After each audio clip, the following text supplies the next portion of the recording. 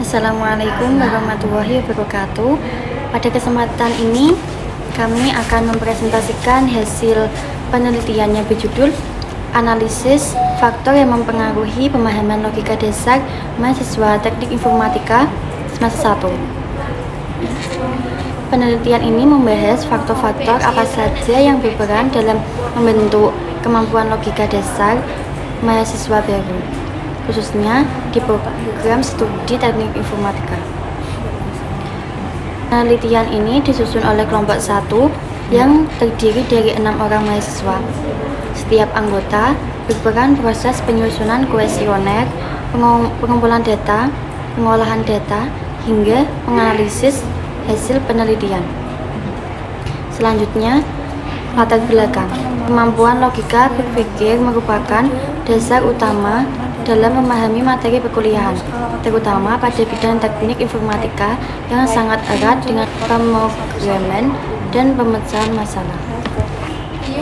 Mahasiswa semester awal berasal dari latar belakang pendidikan yang berbeda-beda, sehingga kemampuan logika yang dimiliki juga tidak sama. Akibatnya, terdapat mahasiswa yang cepat memahami materi, namun ada juga yang mengalami kesulitan sejak awal. Kemampuan logika ini tidak muncul begitu saja, tetapi dipengaruhi oleh berbagai faktor, baik dari dalam diri mahasiswa maupun dari kebiasaan belajarnya. Oleh karena itu, perlu dilakukan penelitian untuk mengetahui faktor mana yang paling mempengaruhi terhadap pemahaman logika dasar mahasiswa. Tujuan umum dari penelitian ini adalah mengetahui dan menganalisis faktor-faktor yang mempengaruhi pemahaman logika dasar teknik informatika semester 1. Dengan mengetahui faktor-faktor tersebut diharapkan dapat menjadi bahan evaluasi untuk meningkatkan kualitas pembelajaran logika di perguruan tinggi. Dalam penelitian ini kami menggunakan dua jenis variabel. Satu, variabel independen X, yaitu faktor-faktor yang diduga mempengaruhi pemahaman logika yang terdiri dari frekuensi mengerjakan latihan logika, lama waktu belajar logika, persepsi mahasiswi terhadap pentingnya logika, pemahaman logika sebelum menerapkan coding. Dua, variabel dependen, yaitu tingkat pemahaman logika dasar mahasiswa. Teknik pengumpulan data. Data penelitian dikumpulkan menggunakan kuesioner yang disebarkan kepada 51 mahasiswa teknik informatika semester 1. Kuesioner terdiri dari pertanyaan skala Likert untuk variabel independen, soal logika untuk mengukur tingkat pemahaman logika dasar. Data yang diperoleh kemudian dianalisis menggunakan uji korelasi Spearman-Rao karena data bersifat ordinal. Saya akan menjelaskan tentang kategori pemahaman logika. Tabel ini digunakan untuk mengelompokkan tingkat pemahaman logika seseorang berdasarkan jumlah jawaban yang diperoleh dari soal atau tes logika. Semakin banyak jawaban yang benar, maka semakin tinggi tingkat pemahamannya. Tersebut penjelasan tiap kategori. Jumlah benar 0 sampai 1 itu sangat rendah. Pada kategori ini, peserta hanya mampu menjawab 0 atau 1 soal dengan benar. Hal ini menunjukkan bahwa pemahaman logika masih sangat kurang. Peserta kemungkinan belum memahami konsep dasar logika dan masih memerlukan bimbingan serta latihan yang intensif. Jumlah benar 2 yaitu termasuk rendah. Jika peserta menjawab 2 soal dengan benar, maka tingkat pemahamannya termasuk rendah.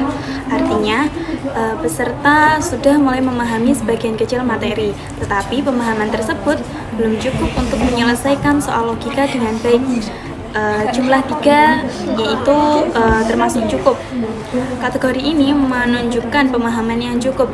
Peserta sudah memahami konsep dasar logika dan mampu mengerjakan sebagian besar soal. Namun, masih terdapat kesalahan yang menandakan perlunya pendalaman materi.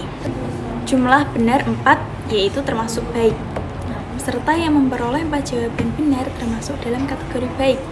Ini berarti peserta sudah memiliki pemahaman logika yang bagus dan mampu menerapkan konsep logika dengan tepat. meskipun masih ada sedikit kekeliruan. Jumlah benar 5, yaitu termasuk sangat baik. Pada kategori ini, peserta mampu menjawab seluruh soal dengan benar. Hal ini menunjukkan bahwa pemahaman logika sangat baik. Peserta benar-benar menguasai materi dan dapat menerapkan logika secara tepat dan konsisten. Lalu, saya akan menjelaskan tentang hasil tingkat pemahaman. Grafik ini menunjukkan sebarang jumlah responden berdasarkan jumlah jawaban benar yang mereka peroleh pada tes logika. Nah, sumbu horizontal itu sumbu X menunjukkan jumlah jawaban benar, yaitu 0 sampai 1, 2, 3, 4, dan 5.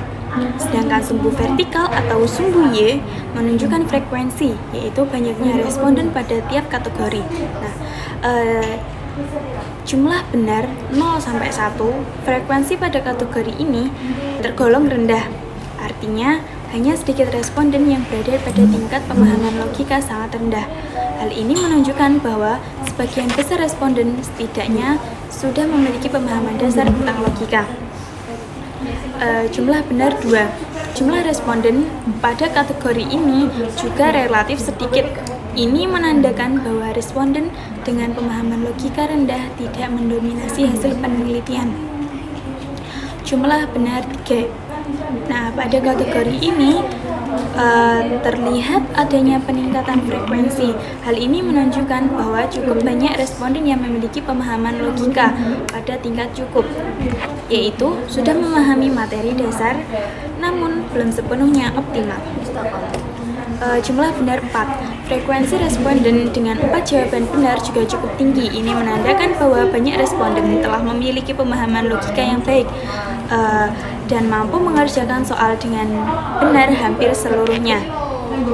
Jumlah benar 5. Kategori ini memiliki frekuensi paling tinggi dibandingkan kategori lainnya. Artinya, sebagian besar responden mampu menjawab seluruh soal dengan benar. Hal ini menunjukkan bahwa tingkat pemahaman logika responden secara umum sangat baik dan materi logika yang diberikan dapat memahami dengan baik. Nah, berdasarkan grafik tersebut, dapat disimpulkan bahwa mayoritas responden berada pada kategori baik hingga sangat baik. Jumlah responden dengan pemahaman logika rendah relatif sedikit, sehingga secara keseluruhan tingkat pemahaman logika responden tergolong tinggi. Lalu, frekuensi mengerjakan latihan. Tabel ini menunjukkan kebiasaan responden dalam mengerjakan latihan, khususnya latihan yang berkaitan dengan pembelajaran logika. Data disajikan dalam bentuk kategori jawaban dan jumlah responden pada setiap kategori, dengan total responden sebanyak 51 orang. Dengan jawaban tidak pernah memiliki 5 responden. Sebanyak 5 responden menyatakan tidak pernah mengerjakan latihan. Hal ini menunjukkan bahwa masih ada sebagian kecil responden yang kurang terlibat dalam kegiatan latihan yang dapat terdampak pada rendahnya pemahaman atau keterampilan logika mereka. Nah, jawaban jarang ada 14 responden. Kategori jarang memiliki 14 responden ini menandakan bahwa cukup banyak responden yang hanya sesekali mengerjakan latihan.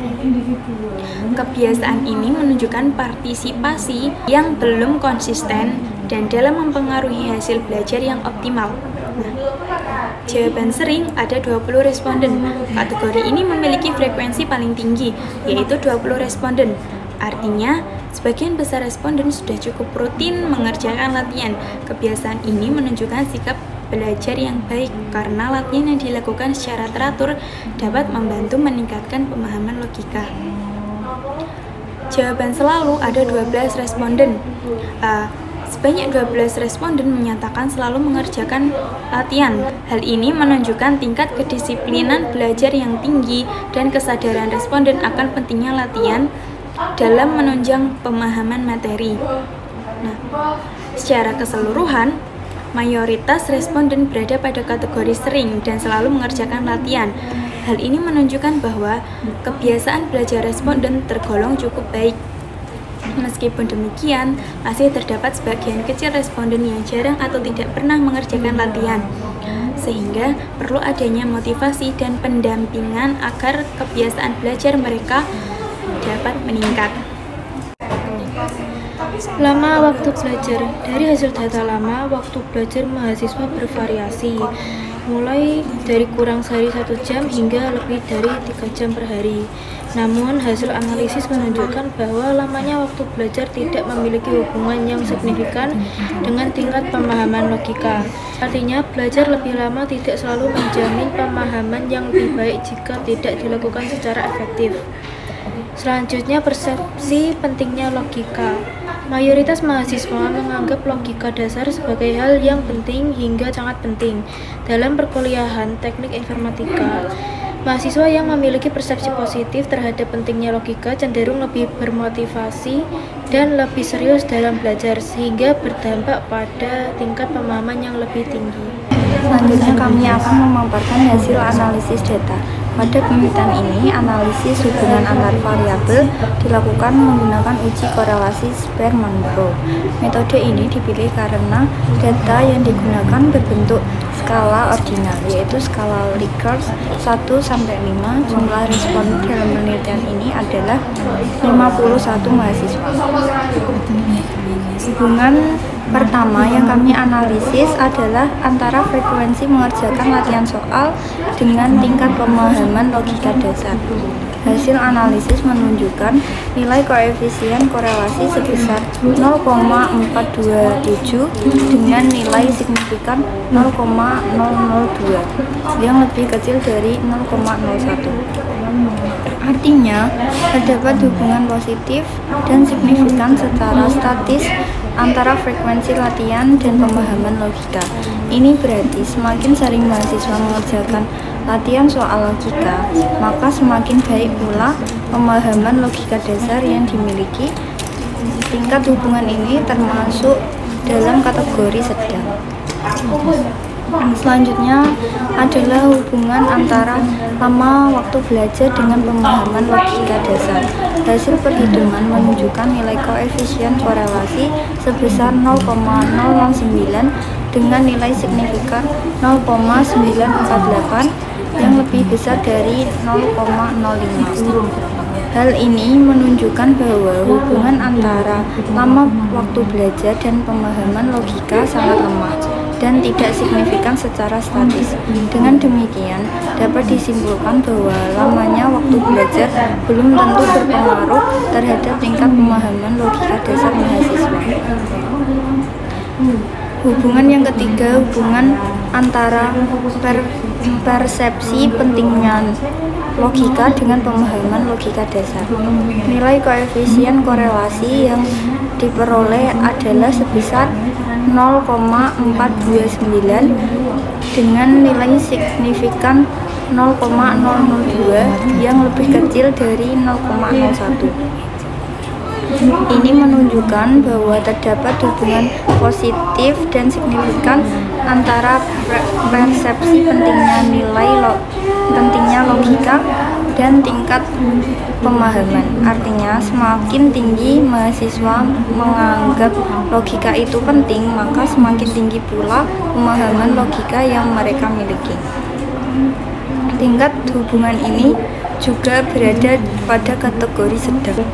Selanjutnya, kami menganalisis hubungan antara pemahaman logika sebelum coding dengan pemahaman logika dasar. Hasilnya menunjukkan nilai korelasi sebesar 0,077 dengan nilai signifikan 0,589 yang lebih besar dari 0,05. Ini berarti tidak terdapat hubungan yang signifikan antara pemahaman logika sebelum coding dengan tingkat pemahaman logika dasar. Hubungan yang dihasilkan sangat lemah. Sebagai kesimpulan dari analisis korelasi ini, dapat disimpulkan bahwa dua variabel yang memiliki hubungan signifikan terhadap pemahaman logika dasar adalah frekuensi mengerjakan latihan dan frekuensi pentingnya logika. Sementara itu, lama waktu belajar dan pemahaman logika sebelum coding tidak menunjukkan hubungan yang signifikan. Secara statis, belum dapat dikatakan berpengaruh terhadap tingkat pemahaman mahasiswa. Kesimpulan dari penelitian ini adalah 1. Frekuensi latihan merupakan faktor paling berpengaruh terhadap pemahaman logika dasar. Yang kedua, persepsi pentingnya logika juga berpengaruh secara signifikan. Yang ketiga, lama waktu belajar tidak berpengaruh signifikan terhadap pemahaman logika. Yang keempat, pemahaman logika sebelum coding juga tidak berpengaruh signifikan tanpa latihan yang rutin. Selanjutnya ke penutup. Sebagai penutup, penelitian ini menegaskan bahwa peningkatan pemahaman logika dasar mahasiswa lebih efektif dilakukan melalui latihan yang konsisten dan sikap belajar yang positif. Demikian presentasi dari kelompok kami. Terima kasih atas perhatiannya. Wassalamualaikum warahmatullahi wabarakatuh.